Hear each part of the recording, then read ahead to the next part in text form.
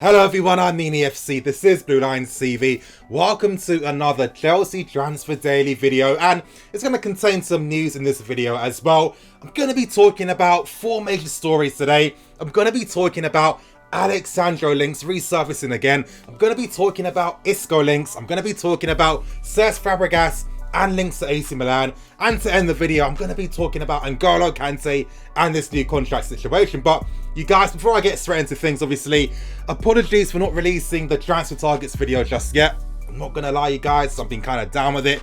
I've been trying to plan it out really well. I've been really editing really good. A lot of features and effects.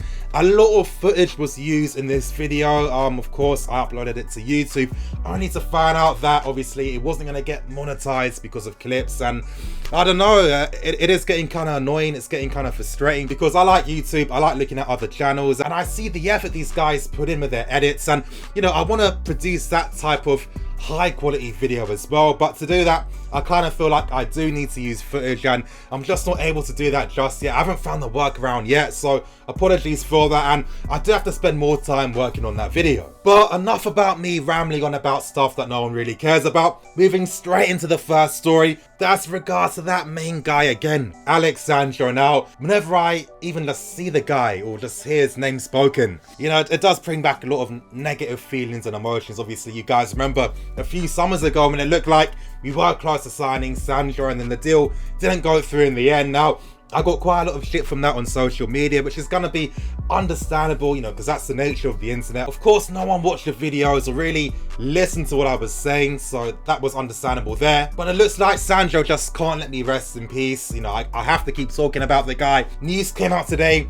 Sandro was in a press conference and he was talking about the possibility of one day wanting to play in the Premier League, but stating that he's currently happy living in Italy. Now, a part of me is thinking, where was this energy 2 seasons ago? But you guys, you know, when I do these transfer videos, and with the sources I get in regards to things that happen behind the scenes, it has really given me that cynical eye anytime it comes to, you know, reading transfer news and reading stories, and I just can't seem to shake this cynical eye away from this whole Sandro story. Now, let's remember one thing.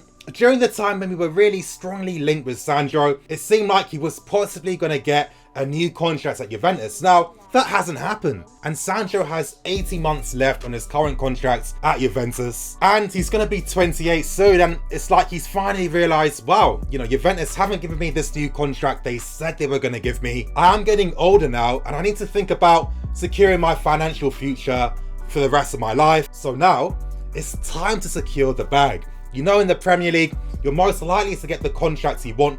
Any contracts of your dreams, let's be serious. It's time to get everyone in that Sandro camp working again. It's time to start putting pressure on Juventus. And it's also time to start making other clubs aware of the potential availability of Sandro. And let's be serious, it's the most obvious pressure tactic from Sandro. You're putting pressure on Juventus to either cough up the money or else I'm gonna go. And of course, you're letting other clubs know that yes, I can be potentially available if the money's right. Now, let's be logical for 1 second.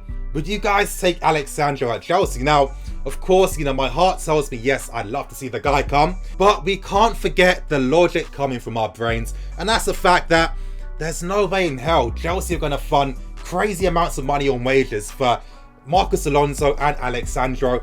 Let's not forget, Marcos Alonso only recently signed a new 5-year contract. Now, it really makes no financial sense to keep someone like Marcos Alonso at the club and then signing Sandro. He's probably going to command stuff like 150k a week. But just to make things a bit fun, let's be hypothetical for a second. Now, reports came out before stating that Marcelo from Real Madrid was potentially interested in signing for Juventus. Of course, you know, players at Real Madrid, they want a new challenge. Of course, he loves playing alongside Ronaldo. They're very good friends as well. Now, the only way I could see us potentially trying to sign Sandro is if, obviously, Juventus do sign Marcelo, freeing up that left back spot at Real Madrid where potentially Marcos Alonso could sign for them. Let's not forget, Marcos Alonso has spoken about the fact that one day he would like to play in La Liga, and let's be serious with the Alonso family and that massive history that they do have with Real Madrid.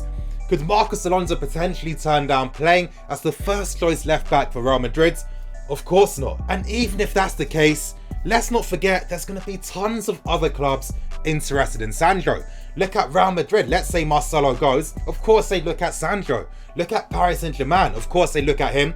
And let's not forget, the guy's got 18 months left. That means when it comes to the next season, he's going to have 12 months left. And then of course he becomes a much more financially sensible deal. But as I've said, there are so many circumstances that need to happen for us to even think of signing this guy.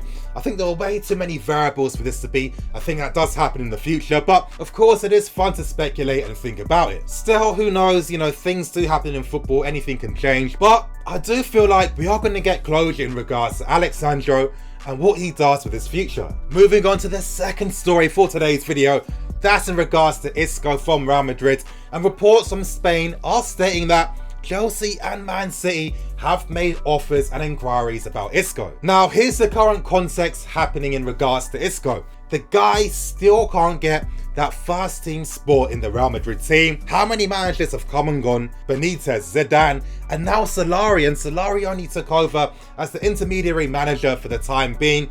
He's now the full-time manager at Real Madrid, and he's got no space for Isco. Isco has only played 12 minutes in 4 games. That's not good enough. And if anything, it's finally starting to look like Isco is actually realizing, you know what? I'm not going to have a future at Real Madrid. I'm 26 years old now, and I'll never get that opportunity to really show what I'm about. Now, of course, there's a lot of context in regards to why Isco has always struggled at Real Madrid, and that's the mere fact that they've always been a 4-3-3 team, meaning that there's no way you're going to play him ahead of Kroos or Modric. And because you use wingers in a 4-3-3 system, wingers with pace will always be looked over Isco on that left-hand side. And it's starting to look like, with the reports coming out, that Real Madrid are starting to considering letting Isco go to try and bring in someone that suits the team more. Now, reports are saying that Man City are also interested in Isco, and let's be serious, he would fit in perfectly at Man City. With David Silva getting older, he's about 33 years old now.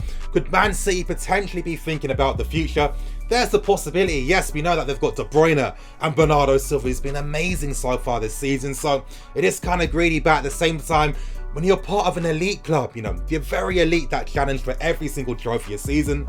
There's no such thing as having a squad that's too big or lacks quality. So I think that, of course, with Isco potentially being someone at Man City, there could be some sense in that deal. But when it comes to us, you know, we've got Barkley, we've got Kovacic, and we have Ruben. Do we need another number 8? Who knows? Remember, we haven't signed Kovacic permanently, but, and this is a question to you guys in the comment section below, if Isco is actually going to be available in one of the windows coming up, would you let Kovacic return back to Real Madrid to try and sign Isco on a permanent? In my personal opinion, I'm hoping that we would do something like that, because I kind of see Isco as like a Kovacic. Maybe, you know, if you forget the defensive part of the game, he's like a Kovacic that can score goals and he can get those assists. I mean, the guy has a history of getting double digits for assists and for goals.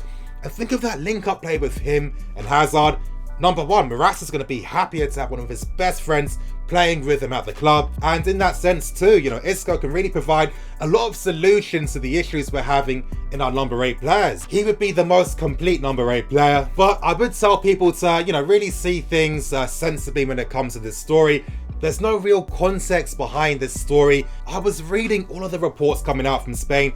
There's no context behind it, but as the season goes on, let's see what happens. I'm sure that we'll start to see more reports coming out closer to the January window and the summer window as well. Now, moving on to the third story, that's in regards to Cesc Fabregas, and reports are coming out from Italy from Calcio Mercato stating that Leonardo, the sporting director at AC Milan, has held talks with Fabregas about a potential move in the future. Now, it doesn't really come as any surprise. It's not the first time AC Milan have been linked with Cesc Fabregas. I told you guys 2 summers ago that Milan and Inter Milan were actually the strongest clubs linked with taking Cesc to Italy, but the issue with that deal was down to the fact that both clubs didn't want to spend more than 60k on wages. They wanted to take Cesc on loan for the season, but that wasn't going to happen. The reason why Chelsea want to sell Cesc is because, number one, he's on a crazy contract. He's earning about 200k a week, and it doesn't make much business sense that someone that's earning so much money isn't really a staple in the first team. But something's telling me that this is going to be Cesc's last season. His contract is close to expiring soon. The likelihood of him receiving a massive contract like he got at Chelsea is basically zero,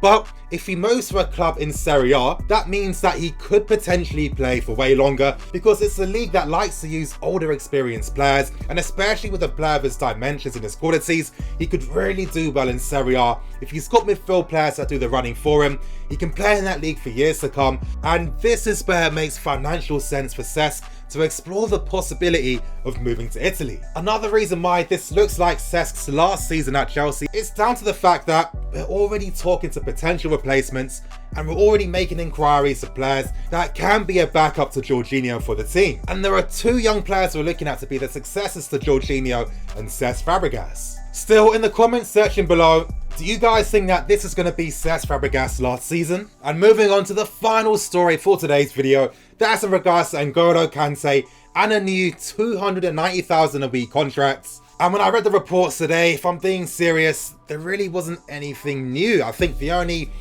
news in today's news was the fact that it's looking like both camps are closer to reaching an agreement. Now, if you guys cast your minds back to this summer, I'm not gonna lie, I was the first one to break the story that Kante wants a new contract at Chelsea. He wants wage parity with the best players at the club. And I also told you guys that it's N'Golo Kante's agent which is the main fulcrum behind getting this new deal. Now, a potential offer of 290k, it does sound pretty feasible and it does sound pretty realistic. Of course, that would make him one of the best paid players at the club, which obviously fits his squad status. He's a key player at Chelsea, so it makes sense that he's going to get a big contract. And let's be serious, I don't see Kante saying no to a big deal like this.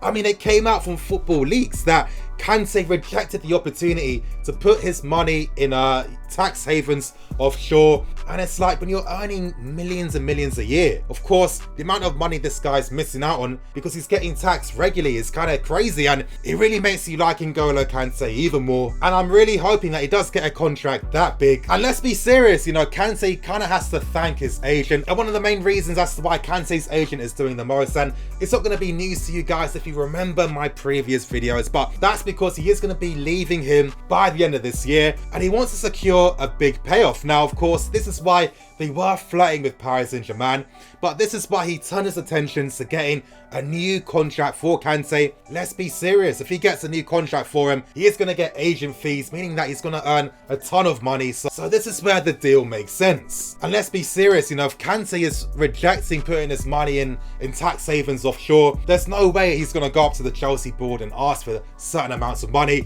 It's not in the guy's nature. So it's good that he has an agent that has his back. And I'm more than happy for Kante to get the biggest contract he possibly can. I think that it would be great if we could live in a world where people that make the right moral decisions get rewarded from it at the end of the day. And I think that Kante is one of those guys. Now, could this still get wrapped up before Christmas? Nothing's coming out so far, but with Kante's agent leaving at the end of this year, there's a big possibility that Kante will sign a new contract soon. And this makes a lot of sense, and hopefully this does happen, because I want us to secure these guys on big contracts so we can spend all our time and effort persuading Hazard to stay at Chelsea, sign a new deal, and be a legend at the club. But anyway, you guys, that's going to be the end for today's video. Please like, comment, and subscribe. In the comment section below, give me your thoughts and opinions on the stories today, and press the bell notification button as well to stay tuned to all things Blue Lions TV. Expect a lot more videos to come out soon, you guys. I'm the FC. This is Blue Lions TV, signing out.